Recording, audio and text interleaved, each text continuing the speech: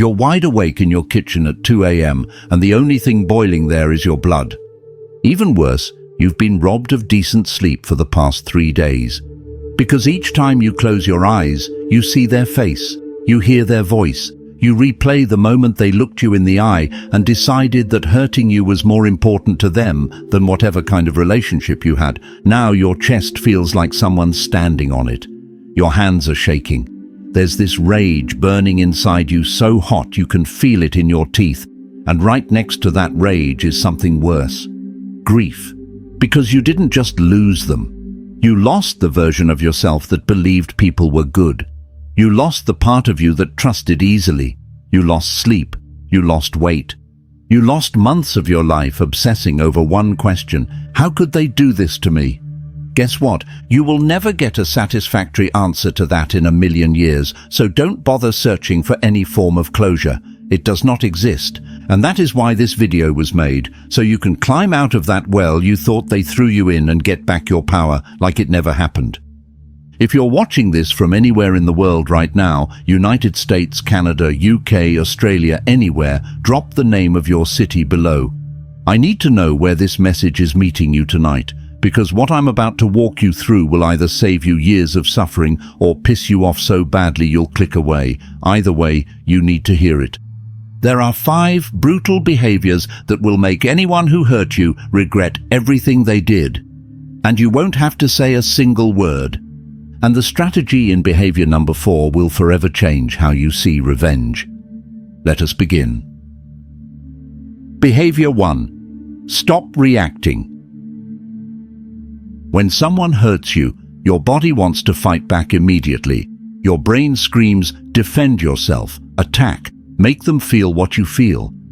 But here's the problem with that instinct. It's predictable. And predictable means controllable. When someone hurts you and you explode, you've just handed them exactly what they wanted. A reaction, proof that they still matter, evidence that they can still pull your strings like you're some puppet made of emotions.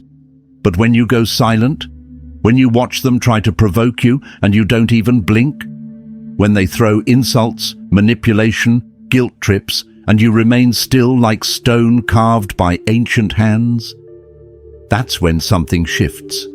Their anger stops looking justified because you didn't feed it. Their accusations fall flat because you didn't defend yourself.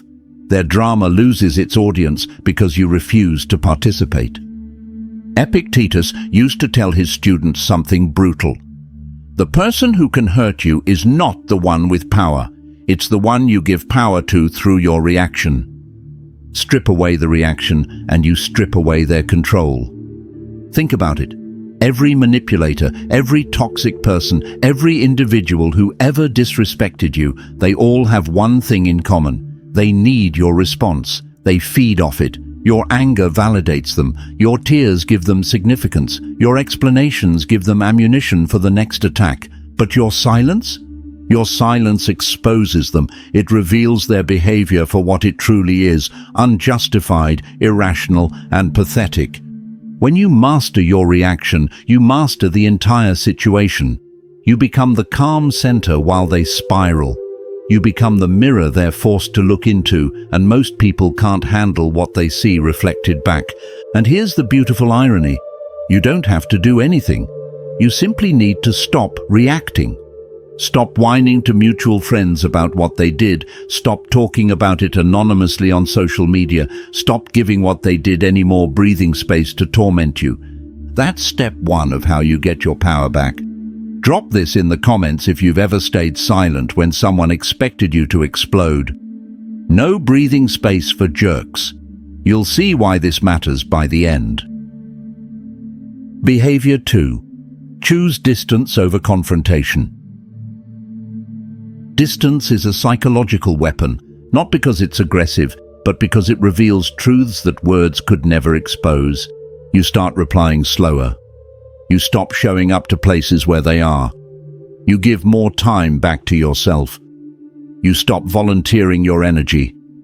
No announcement, no dramatic goodbye, no final epistle where you lay out everything they did wrong. You just step back.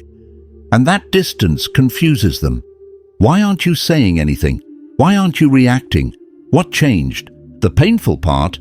You don't give them an answer, because the distance is the answer.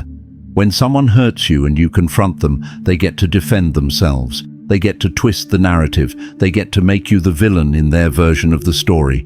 But when you choose distance, there's no debate, there's no back and forth, there's no argument they can win, there's just space. And that space forces them to sit with the reality of what they did. No distractions, no excuses, just the quiet realization that you're no longer accessible.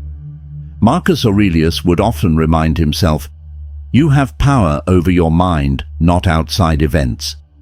And one of the most powerful expressions of that control is deciding who gets proximity to your life.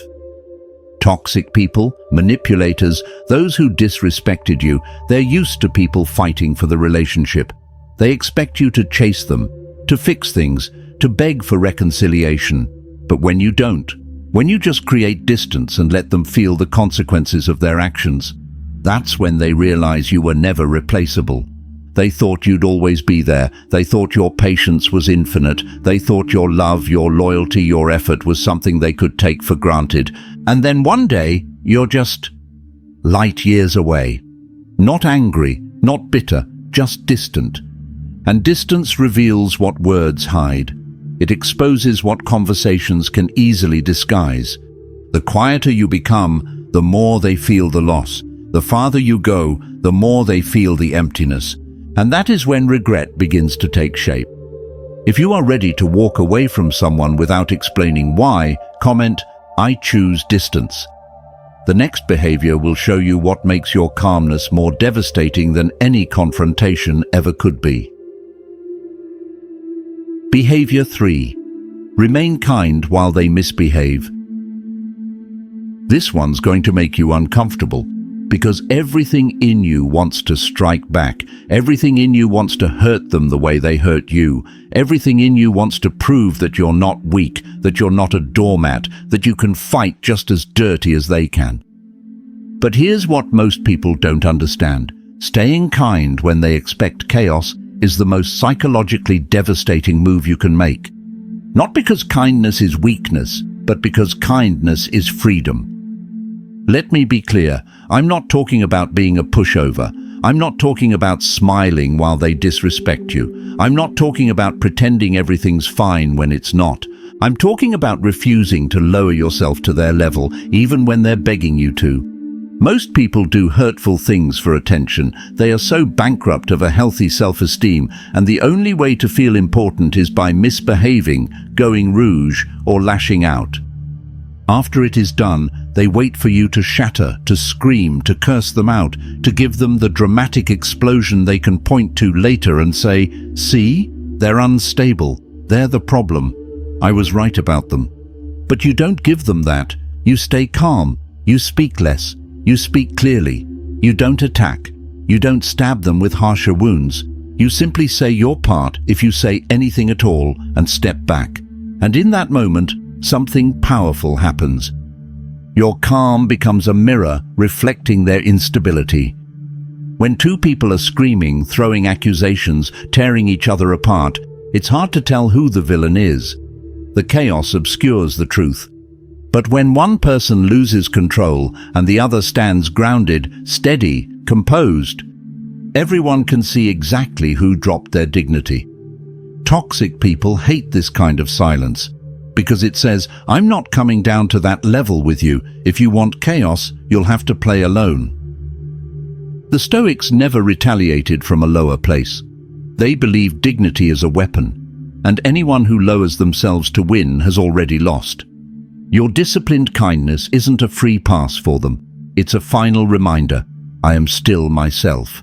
You are the one who needs to look in the mirror. When you stay calm, they grow confused. When you stay kind, they feel guilt. When you refuse to explode, they lose every excuse to blame you. You don't teach them through lectures, you teach them by refusing to become what they expected. And here's the brutal truth, this behavior will haunt them for years, because they can't justify what they did. They can't tell themselves you deserved it. They can't rewrite history and make you the villain. All they can do is remember the moment you looked at them with calm eyes and walked away with your dignity intact while they stood there, exposed, unhinged, and alone. Comment below right now, "I preserve myself," and keep watching. Because what's coming in the next behavior is going to challenge everything you think you know about payback. Behavior 4. Let karma do what it does. Listen to me. I know you don't believe in karma, but give me 30 seconds to change your mind. You see, there's a truth every adult eventually learns, usually through exhaustion. You cannot walk through life carrying the mission of punishing everyone who ever hurt you.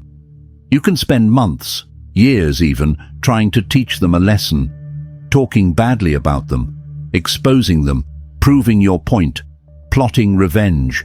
It feels like justice. It feels righteous. But the more you do it, the more exhausted you become. Because your mind becomes trapped in one question. Have they suffered yet? And in that obsession, you're the one chained to them by your own anger. And when you don't find what you're looking for, you relapse back into rage and depression. That's when Stoic philosophy steps in and asks something cold and honest. Why are you letting the person who hurt you continue to control your mind for even one more second? There's another way to live, a quieter way, a cleaner way. You don't need drama.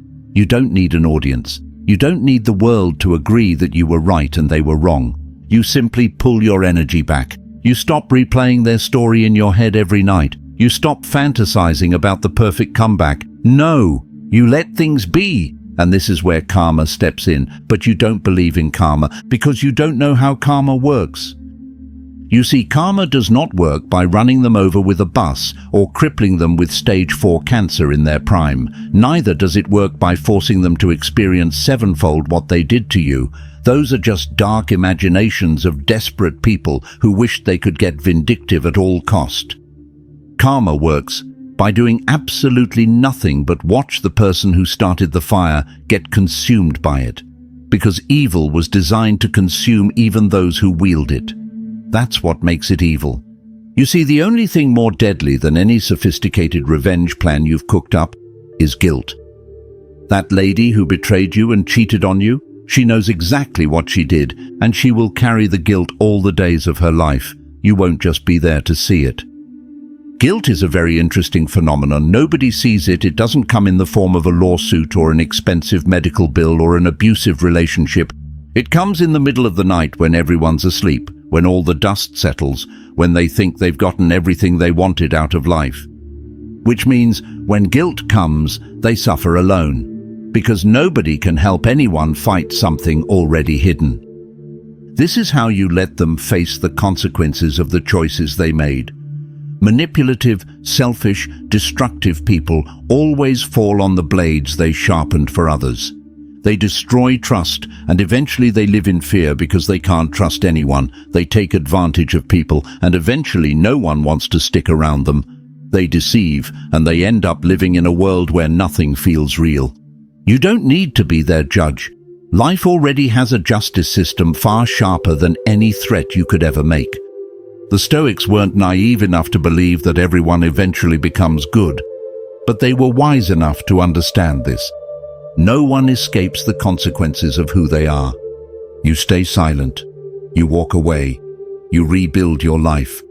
And while you're growing, learning, becoming stronger, they remain stuck inside the cage made of their own bad decisions. That isn't revenge. That's the ruthless precision of life itself. There's something brutal coming now, and most men can't handle it, because it requires you to give up the one thing your ego has been holding on to. If you are already seeing yourself in any of these behaviors, stay until the end, because behavior 5 is the final psychological strike, the one they never recover from, even long after you've walked out of their life. If you have experienced karma happen in real time, share your experience in the comments. Let others know how intentional the universe is with balancing the scales. Behavior 5. Never speak about them again. There's a specific moment when someone who hurt you realizes they've truly lost you. It's not when you block them, it's not when you stop responding. It's when it dawns on them that you never ask of them or mention them anymore. They expected you to trash talk them. They prepared for you to tell everyone what they did. They assumed you'd make them the villain in every conversation, turn mutual friends into jury members forced to pick sides. But you didn't. You went completely silent about them, like they never existed. And that absence of their name in your mouth becomes the most unsettling thing they'll ever experience. Because here's the brutal psychology behind it.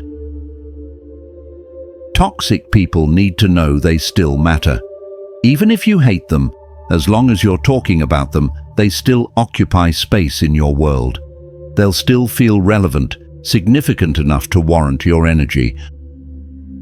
But when you stop mentioning them entirely, when mutual friends say, "He doesn't talk about you," or "She never brings it up," that's when panic sets in. Because silence about someone is different from silence to someone. Silence to them can be a strategy, but silence about them is obliteration. Epictetus understood this and said, "The more you talk about your enemies, the more power you grant them."